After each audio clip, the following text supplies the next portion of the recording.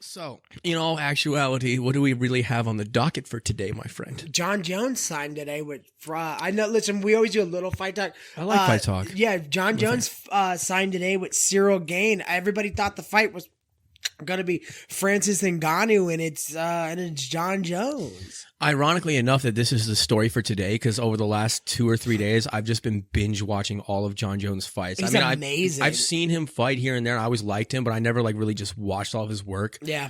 And I learned a lot about Jon Jones. How talented he really is. That dude, we always hear about his creativity. For real though, yeah, it's those elbows, those insane elbows. But I will say this: what I also learned is that he is one of the scariest people on earth. Not because of how good a fighter he is, because of his personality. Yeah. So I was watching him beat the brakes off of Anthony Smith, where he literally attacks every single part of this man's body, from the feet to his shins, to his ankles, to his thighs, to his stomach, chest, face, literally everything. And he did it with malicious intent to break him down, just to hurt and punish him for the shit that he talked. And you could see like the torturing kind of attitude. Terrifying. You could see, and so imagine being in there with this man. You're locked in a fucking cage with this man who literally you can't stop from doing basically what he wills. And he does do that with a malicious attitude. And I watched fight after fight of him doing that. Same thing with Daniel Cormier, where he actually hated him. He's scary, man. Yeah. There's something about, he's captivating, interesting. I like him and I don't like him at the same time. And he's scary. And there's just something about that guy. And it's so funny because it's like Jon Jones. He's not normal. Yeah, he would leave for like years at a time. He didn't even train for half those fights. And DC would come in and he would murder everybody because DC is like this world-class athlete. He's very talented. And then Jon Jones would come in and just smoke him. And you're just like, what are you? Dude, in the second fight press conference, yeah, he's like, you were doing coke. He's like, I beat you after doing a weekend of coke. Yeah, like, it totally blew up in his face. It blew up in his face. Why would you even bring that up? Yeah, you're right. He was doing coke. So, I mean, shouldn't you have like really like fucking, you were training the good life. You know what I mean? You're telling me that. Crazy. So he would go in and he'd like stomp a foot, kick a calf, hit a fucking shin, come up, tee off on his head, hit his arm. You could see that it was on purpose, insane. just to break, not only just to win the fight, to break this man's soul. I love him. There was one point in time where there was no reason for this. He had him against the cage after he worked his whole body, and he just starts stomping on his fucking foot because it was like the last place he hadn't attacked. Yeah. And then this is the best part. Toes. The best part is that Anthony Smith literally gets reduced down to the fetal position. Not an exaggeration. He's literally in the fetal position, like just like covering up and getting pummeled, right? Yeah. Jon Jones stands up. He starts stomping on him like a fucking grub worm. Literally just stomping on his stomach, literally just crushing him with the heel of his foot. And you could see like in his mind, he's like, you're literally a worm to me. And he's like just fucking crushing him. And it was obvious. It was obvious. So he could have finished. It wasn't just a martial arts tactic. Yeah. He could have. He could have finished the fight long ago, but he was toying with him. At one point in time, I'm not bullshitting. After Anthony Smith gets his ass beat to death for like 4 rounds, I forgot what exactly, it was like later in the fight or whatever. Anthony Smith is on his knees, covering up like this. Jon Jones drops to his knees like how you would play with your 5-year-old kid and starts beating the shit out of him while on his fucking knees. It was the most demoralizing, embarrassing, terrifying, unsettling fight. What was also beautiful at the same time. And that's why I'm saying like there's he's a captivating guy where it's like, he's like an artist, but like a demonic, evil, brilliant, remarkable one. It was crazy. In my mind, watch that fight. In my mind, even like top tier Anderson Silva, I think Jon Jones is the greatest fighter that ever lived, hands down, easy. I kind of think so too. The only thing that puts an asterisk or that makes me like it's not because he was out all the time. No, it's not that. If you watch all of his fights, he's clearly a remarkably big light heavyweight. No, yeah, like he was. Dude, he looks like LeBron bigger. walking around, and then he gets in there with like skinny, taller guys. Way bigger. Yeah. Even when you see him fight Daniel Cormier, and Daniel Cormier's like a big guy, dude, you could tell that naturally. It's like Jon Jones is like a T-Rex, and he's like whatever the next step down would be. Like it's like you could see that his frame is just naturally. He's just a bigger fucking guy. Well, it's hard to explain. Only one that gave just watch him stand side by side, and you'll be like, oh, Gustafsson, which I watched those fights, great fights. Yeah, exactly. That's the only one who ever gave him any trouble. No, Dominic Reyes. He's too taller. Really? Yeah, Dominic Reyes, in my opinion, beat him in that fight. Was it early John, mid John, or late John? No, it was later John.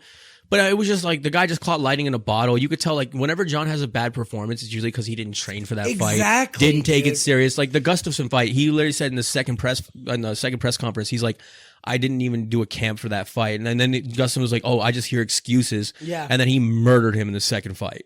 So he wasn't lying. Clearly, he really wasn't trying his hardest. He got pulled over by police. Listen to the confidence in this guy.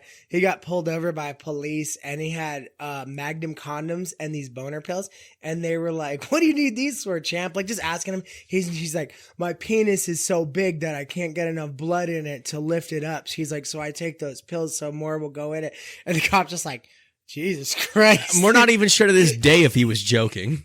We're not 100%. He could submit you with this. Narrator, he wasn't. Submit you with this cock rope. Yes. He just hog ties you up and chokes you out with it. It's funny too. It's like a garden hose that hasn't been rolled back up yet. He went to private school. Like all his friends were like these super, super bro white kids. You know what I mean? Like that's like what he grew up around. And then he's just like this insanely talented wrestler. Mm-hmm. You know, so he was like doing Division 1. They want him, go to college and stuff like that. Yeah, he is. He's the greatest fighter, and once again, the greatest fighter to ever live. It sucks that he didn't do more fights and defend his title more and stuff like that. But for what actually, doesn't he have a lot of fights under his belt? He has, listen to this. This is unbelievable. For anyone that knows the sport or fighting, combat sports, blah, blah, blah. He has more championship fights and defenses than regular fights. Yeah. Which, if you understand, like anything about, again, like, that is absurd. That is unheard of. It's unheard of. Usually, like Khabib, Nurmagomedov, was like second. Yeah. But my question is, how does he get off for years and then has so many? Yeah. Because I'm sorry, I know I was talking out of my ass there, but I knew he had a ton of fights. But I'm just wondering, it's like, I just think he should have had more. But then again, it's like, honestly, his layoffs and everything on top of that, and then he comes back on a layoff like rusty and just doesn't even train and beats the shit out of people. Dude, it makes no sense. Unbelievable. He's so amazing. It's unbelievable. And so you look at it, and he's been gone for years, and it comes back, and it's like whoever's the champ, Jon Jones comes in and goes, and then just knocks the shit out of them. You could see it. And then he leaves for another 2 years, and you're just like, what just happened? Do you know what I love so much about Jon Jones? And this is a little nuanced thing that most people probably like don't really pay attention to, but this is the true testimony as to how good not only is he and how good he knows he is and how comfortable he is.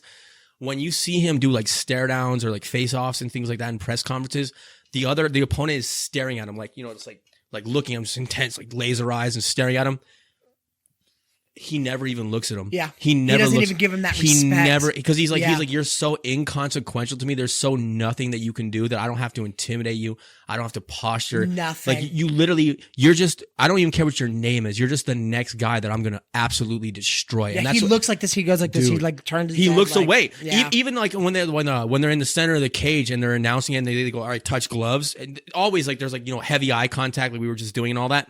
He literally is not looking away. He just goes, and then just like goes on and fights and beats the shit out of people. Goodbye. And that's bye home to mommy. You might say that like that's like the other fighters are trying to get his attention by staring him down. He literally doesn't even give him the respect. What are you of gonna do? Acknowledging get in Jon Jones' head? I don't think so. The coldest shit I've ever heard, and he meant it when he said it. Daniel Cormier, they were in, I think it was the first fight or the second fight. I forgot which one it was. Anyway, they had him separated and they were like talking shit to each other, like mic'd up, right?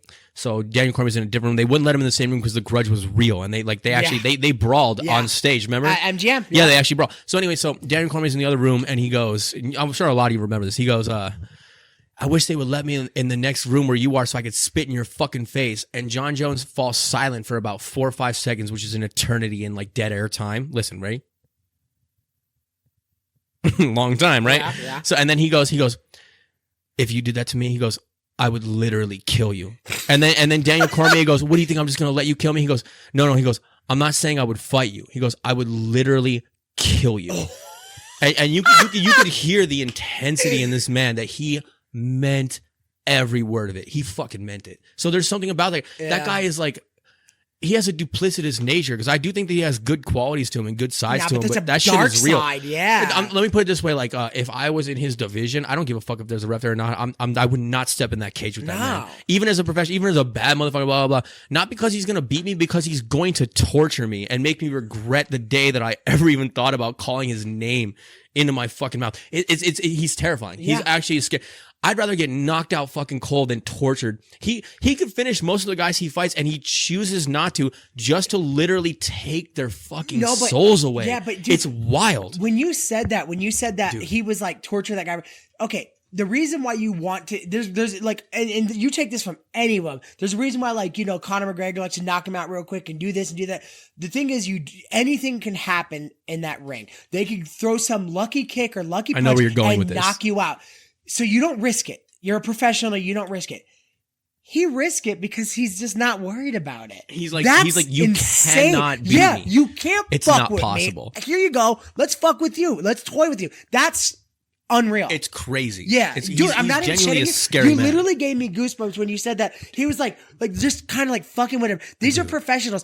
That dude that was huddled up on the ground, like in the fetal position, has beaten the shit out of 1 million people to get to where he's at, and he stepped in the ring with somebody who like toyed with him. He was That's a child. insane. He was reduced down to being an actual child. I can't wait till this fight. Me either. Let's I'm watch this so one. excited. Let's watch this one. Down? I'm down. I'm fucking down. 100%. Yes, sir. Hold Yes, on. sir. Cheers Come to on, that. Cheers to Fucking that. sabat. I'm down. This is a good episode, man. I'm having a great time. Yeah, this is chill.